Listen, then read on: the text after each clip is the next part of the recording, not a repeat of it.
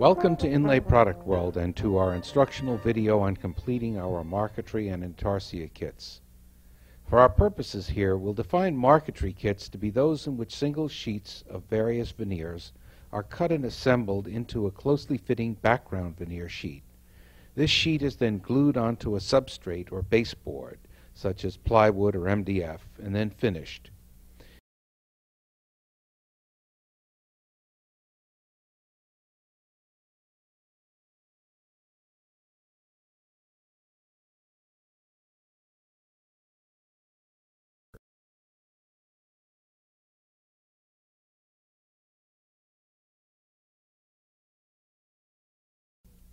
Wood has a warmth and beauty which is unique in our synthetic age.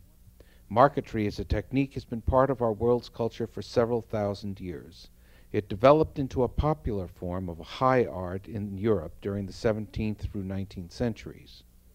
Now, with the availability of thin veneers from all over the world, the marquetarian has an easier job than ever of cutting veneer for pictures. Marquetry is an art. There are many instruction books and videos available. It takes some practice to produce a good product. The trick to gain skill is patience and practice.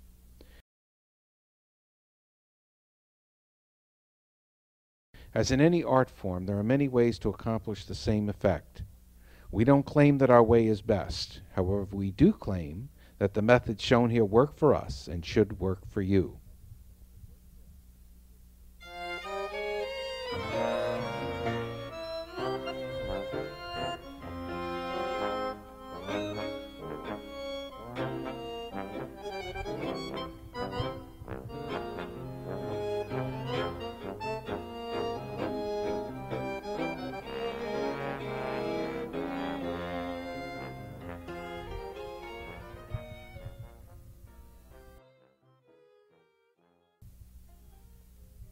Let's begin with a typical flower design.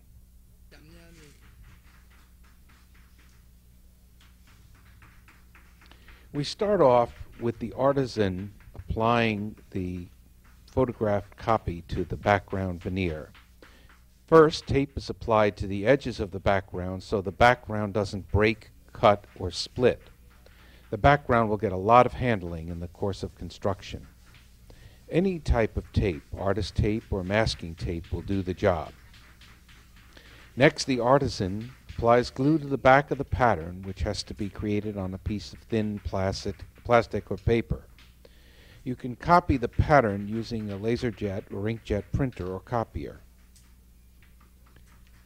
Here we are looking at the drawing, which has been glued to the background. Of course, there are a number of pieces as this work has been done in a Marquetry production studio.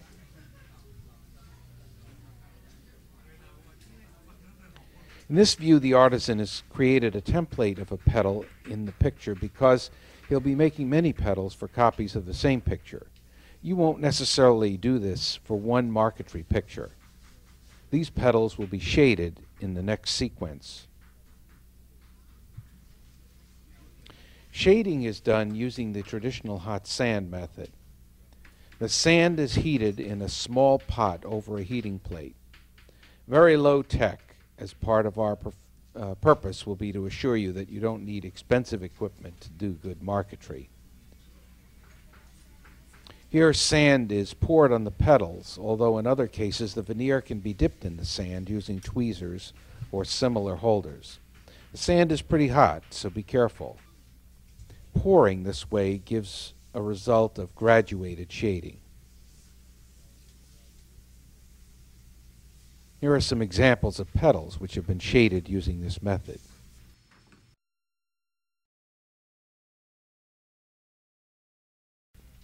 For the next step, an artisan will begin cutting the marquetry pieces using masking tape, white glue, and several knives which have a curved blade and one which has a straight blade.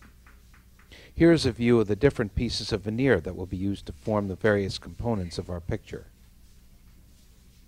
Now, the first thing the artisan does is to take a piece of veneer that will be inserted into the background and arrange it under the background in a way she finds attractive.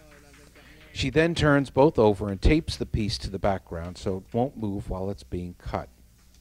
The two pieces are turned over again, and she proceeds to cut into both pieces so that the background is cut through and the lower piece is just scored. Notice that as she does this, the knife is almost level with the picture. This is because the hook blade would tend to tear the background veneer if it were more vertical. The veneer doesn't tear in part due to the stabilizing effect of the pasted-on picture. Notice that as she cuts the outline, she moves the piece to facilitate the cutting. She turns the work, not her body, and is always cutting with a left-to-right pull. Of course, if you're left-handed, you would be doing the reverse.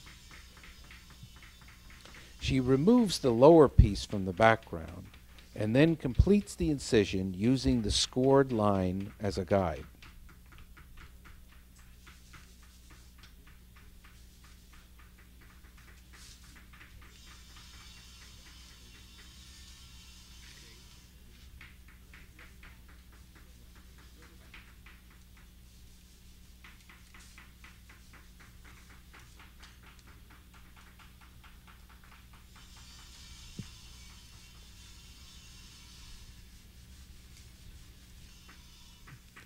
She applies white glue to the inside edges of the cutout background and then taps in the substitution piece using light hammer blows.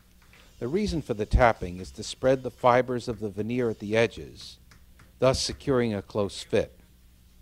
It also flattens the veneer pieces together.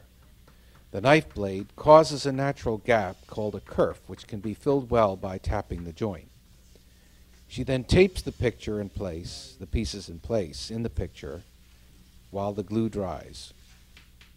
She then selects another veneer, this time for a leaf, and repeats the process, cutting along the drawing outline.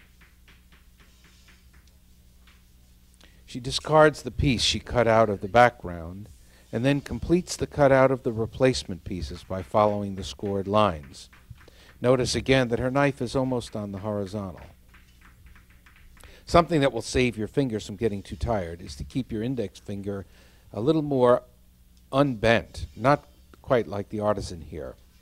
Remember, each artisan spends many hours a day at work, and their fingers are more adjusted than yours or mine for this work.